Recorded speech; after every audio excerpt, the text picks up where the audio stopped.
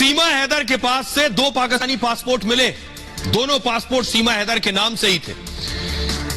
पहले पासपोर्ट का नंबर है HZ000421। इसमें सीमा की जन्मतिथि लिखी है 1/1/2002।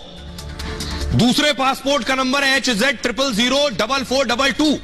पासपोर्ट पाकिस्तान के खैरपुर के पते से बनवाए गए। एक व्यक्ति का एक ही पासपोर्ट होता है। सीमा हैदर ने 2 पासपोर्ट क्यों और कैसे बनवा ली? और इंपॉर्टेंट बात, इन दोनों पासपोर्ट में सीमा के नाम अलग अलग है। जांच एजेंसियां इसकी भी जांच कर रही। अब आधार की बात करिए। सीमा के पास से 3 आधार कार्ड भी मिले हैं। एक आधार सीमा का और 2 बच्चों के नाम से। जांच में पाया गया कि एजेंट के जरिए सीमा ने आधार कार्ड बनवा लिए थे। बाकायदा उसमें छेड़छाड़ एडिटिंग करके गलत तरीके से आधार बनवाया गया। सचिन ने किसी एजेंट की मदद से ये आधार कार्ड बनवाए थे। उत्तर प्रदेश पुलिस इसको लेकर भी जांच कर रही है। सचिन की मदद करने वाले की तलाश हो रही है। कौन है जो फर्जी आधार बनवा कर दे रहा था सचिन को? सीमा पर सरकारी दस्तावेज से छेड़छाड़ का केस भी हो सकता है। इस मामले में 7 साल तक की सजा है। सब कुछ फर्जी है। अब एक सवाल जो सबके जहन में आ रहा है, सीमा क्या करना चाहती थी? सीमा क्या करना चाहती थी ये मैं इसलिए बता रहा हूं। एक तस्वीर ये देखिए आप जरा। ये जो तस्वीर है ये सीमा के कराची वाले घर की है।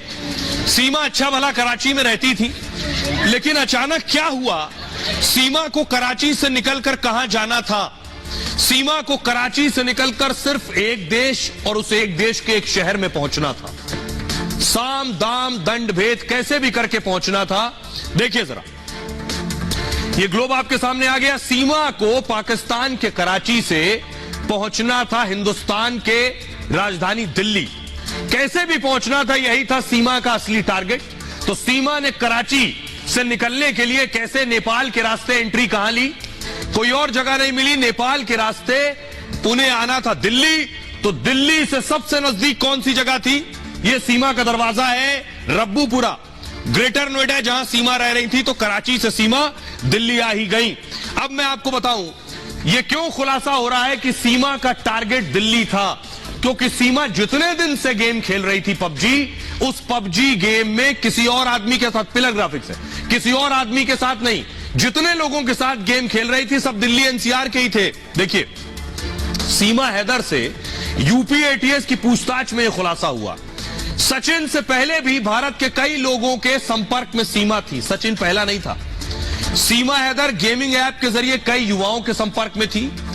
बड़ी बात, ज्यादातर युवा दिल्ली एनसीआर के रहने वाले थे। आखिर क्यों? कोई बिल्हौर का, बांदा का, बदायूं का, मुजफ्फरपुर का क्यों नहीं था? सीमा पबजी ऐप से युवाओं से जुड़ी हुई थी। गेम खेलते खेलते सीमा इन लोगों के संपर्क में आ गई। एटीएस को शक है कि सीमा ने कई युवाओं से फोन पर बात की। एटीएस इन युवाओं के बारे में जानकारी जुटा रही है। आखिर दिल्ली एनसीआर के कितने लोगों के संपर्क में सीमा थी? एटीएस इसके लिए गेमिंग ऐप एक्सपर्ट्स की मदद ले रही है। कितने युवक सीमा के साथ पबजी खेल रहे थे? क्या मंशा थी, क्या साजिश थी सीमा की? पहले इन युवाओं की तलाश की जाएगी, उसके बाद एटीएस इन लोगों से पूछताछ कर सकती है सीमा की हाजिर जवाबी से। एटीएस टीम हैरान है। सीमा हर सवाल का नपातुला जवाब दे रही है। यही वजह है कि एटीएस को लग रहा है क्या सीमा पूरी प्लानिंग के साथ सब कुछ कर रही है। हर सवाल का जवाब उसके पास है।